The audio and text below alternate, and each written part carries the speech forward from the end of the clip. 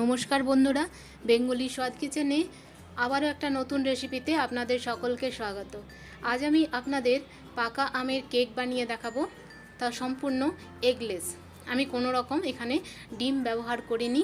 অনেকে বলেন ডিম ছাড়া কেক বানালে কেক শক্ত হয়ে যায়, জালিদার বা স্পঞ্জি তৈরি হয় না, কিন্তু দেখুন কেকটা খুব সুন্দরভাবে স্পঞ্জি তৈরি হয়েছে। আর কিভাবে আমি এইভাবে কেকটা তৈরি করেছি আপনারা ভিডিওটা স্কিপ না করে দেখতে থাকুন। আসুন পাকা আমের কেকের রেসিপিটা দেখে নিই।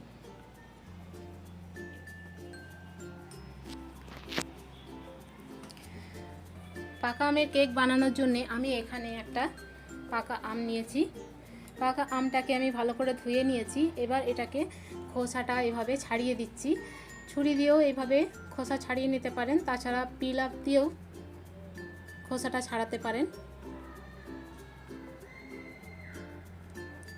যেভাবে সুবিধা হবে আপনারা সেইভাবে খোসা ছাড়িয়ে আমটাকে টুকরো করে নেবেন। আমি এখানে ছোট ছোট করে কেটে নিচ্ছি এই জন্যেই যাতে মিক্সারে আমি এটা গ্রাইন্ড করব। আমি এটাকে এইভাবে পিসেস করে কেটে নিচ্ছি। ভীষণ সুস্বাদু হয় খেতে। এই পাকা আমের কেকের রেসিপিটা আপনারা অবশ্যই একবার বাড়িতে ট্রাই করবেন, ভীষণ মজার হয়। আর কোনো রকম এখানে ডিম ব্যবহার যেহেতু হবে না, তার জন্যে প্রত্যেকে এটা খেতে পারবেন। দেখুন আমি আমগুলো টুকরো করে নিয়েছি। এবার একটা মিক্সার জার নিয়েছি, তার মধ্যে দিয়ে দিলাম হাফ কাপ সাদা তেল। এর জায়গায় আপনারা বাটারও ব্যবহার করতে পারেন।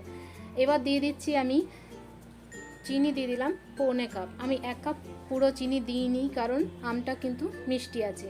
আর আমের টুকরোগুলো আমি কাপে মেপে দিয়েছি 1 কাপ মতো। তা আমটা যদি খুব মিষ্টি থাকে তাহলে চিনির পরিমাণটা একটু কম দিলেও চলবে। এবার এটাকে আমি ভালো করে মিহিন পেস্ট করে নেব।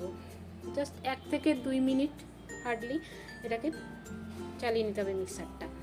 এবার দেখুন আমি একটা ছাঁকনি নিয়েছি, এর মধ্যে আমি ময়দা দিয়ে দিচ্ছি 1.5 কাপ।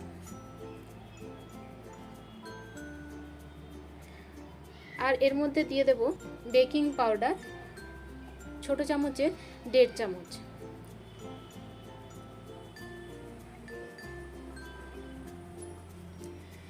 বেকিং পাউডার এবং বেকিং সোডা দুটোই লাগবে, কিন্তু বেকিং সোডাটা লাগবে হাফ চামচ মতো, ছোট চামচের হাফ চামচ দিয়েছি। খেয়াল রাখবেন বেকিং সোডার প্যাকেটটা যদি নতুন খুলে থাকেন তাহলে কিন্তু বেকিং সোডার পাওয়ারটা অনেক বেশি থাকে, যার জন্য একটু কম দেবেন। বেকিং সোডা বেশি হয়ে গেলে কিন্তু কেকটা খেতে খারাপ লাগবে। এবার দেখুন এগুলো ভালোভাবে আমি চেলে নিয়েছি। কেক বানানোর আগে অবশ্যই ময়দাটা ভালোভাবে চেলে নেবেন, তাহলে ব্যাটারটা খুব সুন্দরভাবে তৈরি হবে। একটা পাত্রের মধ্যে আমি এখানে যে আমের পেস্টটা বানিয়ে রেখেছিলাম সেটা এখানে দিয়ে দিচ্ছি। এটা সুবিধা হবে তার জন্য আমি মিক্সার জারের মধ্যে দিয়েছিলাম, তা না হলে আলাদাভাবেও আমগুলো পেস্ট করে নিতেন এবং চিনি আর তেল দুটোকে উইক্স দিয়ে ভালোভাবে ফেটিয়ে নিতেন। এবার দেখুন আমি এখানে লবণ দিতে ভুলে গেছিলাম, অবশ্যই অল্প একটু লবণ দেবেন। লবণটা দিয়ে একটু ভালোভাবে মিশিয়ে নিয়েছি। তারপরে একটু একটু করে ময়দা দিয়ে ব্যাটারের সঙ্গে মাখিয়ে নেব।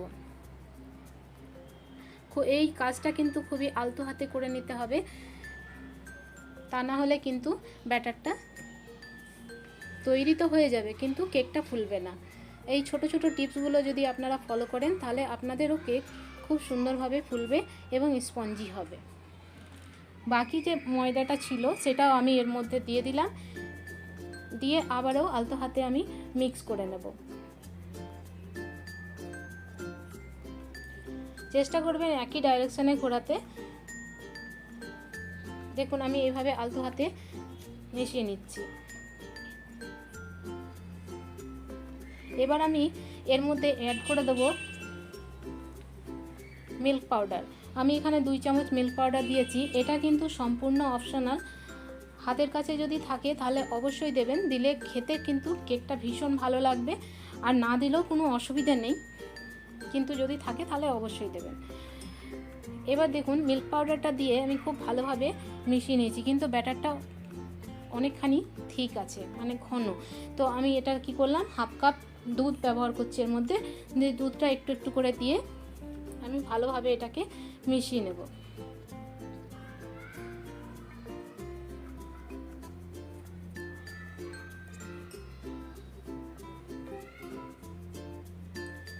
আস্তে ফেটাবেন, কিন্তু আমি এখানে ভিডিওটা একটু ফাস্ট মোশনে করেছি, যার জন্য মনে হচ্ছে যে খুব দ্রুত আমি এটা ফেটিয়ে নিচ্ছি, কিন্তু আদপে আমি কিন্তু এটা দ্রুত ফেটাইনি, আলতো হাতে ফেটিয়ে নিচ্ছি।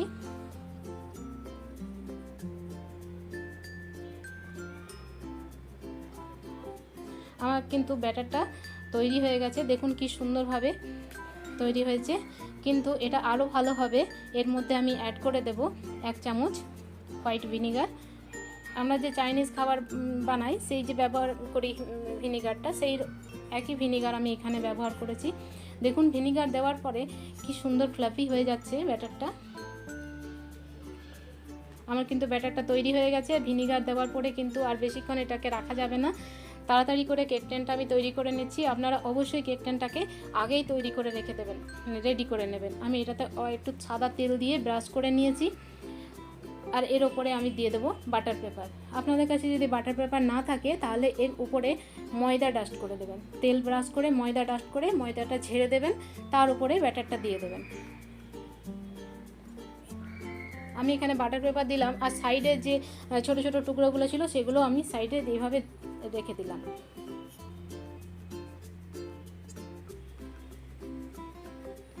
এবার যে আমি মিশ্রণটা তৈরি করেছি সেটা ওর মধ্যে দিয়ে দিচ্ছি, দিয়ে এটাকে খুব ভালোভাবে একটু সমান করে নেব। আপনাদের কাছে আমার একটা রিকোয়েস্ট, আপনারা যদি এই চ্যানেলে নতুন হয়ে থাকেন তাহলে অবশ্যই আমার চ্যানেলটাকে সাবস্ক্রাইব করে নেবেন এবং পাশে থাকা বেল আইকনটা প্রেস করে দেবেন, যাতে নতুন ভিডিও আপলোড করলে আপনাদের কাছে সরাসরি পৌঁছে যায়। আমি গ্যাসের মধ্যে একটা কড়া বসিয়ে তার উপরে স্ট্যান্ড দিয়ে কেকের ট্রেটা বসিয়ে দিলাম। আমি কিন্তু কড়াটা কোনো রকম প্রি হিট করিনি। এরপরে গ্যাসের ফ্লেমটা লোতে রেখে এটাকে ঢাকা দিয়ে আমি 35 মিনিটস একেবারে লো ফ্লেমে বেক করে নিয়েছি। 35 মিনিট পরে আপনাদের দেখাচ্ছি, একটুখানি ঠান্ডাও করে নিয়েছি। আপনাদের এটা চেক করিয়ে দেখিয়ে দিচ্ছি যে এটা কেকটা সুন্দরভাবে বেক হয়ে গেছে। আমি কিন্তু একবার 10 মিনিট পরে এটা একবার খুলে চেক করে দেখেছিলাম, তখন কেকটা হয়নি।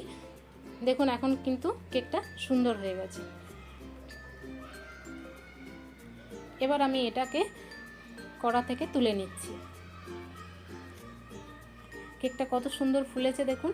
আমি একটা এর উপরে থালা দিয়ে দিচ্ছি। কেকটা কিন্তু এখনও অনেকখানি গরম আছে, তবুও এটা আমি ডিমোল্ড করে দিচ্ছি। একটু উপর থেকে একটু চাপ দিলেই নিচে চলে আসছে, এটা সুন্দর। আমি দেখুন পেপারগুলো তুলে নিচ্ছি এভাবে, দেখুন কতটা জালিদার হয়েছে।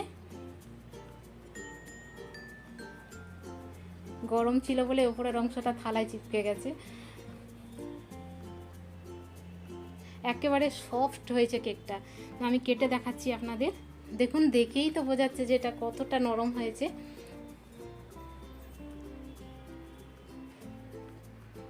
আর দেখুন আমি দেখিয়ে দিচ্ছি আপনাদের ভেতরে কতটা জালি তৈরি হয়েছে আর কত সফট হয়েছে। খেতেও কিন্তু ভীষণ মজার হয়েছে। আপনারা অবশ্যই বাড়িতে এটা তৈরি করবেন। বাচ্চা থেকে বড় প্রত্যেকের এটা খেতে ভীষণ ভালো লাগবে। আর যেহেতু আমি ডিম ব্যবহার করিনি, সেহেতু প্রত্যেকেই এটা খেতে পারবেন। ভিডিওটা পুরো দেখার জন্য ধন্যবাদ।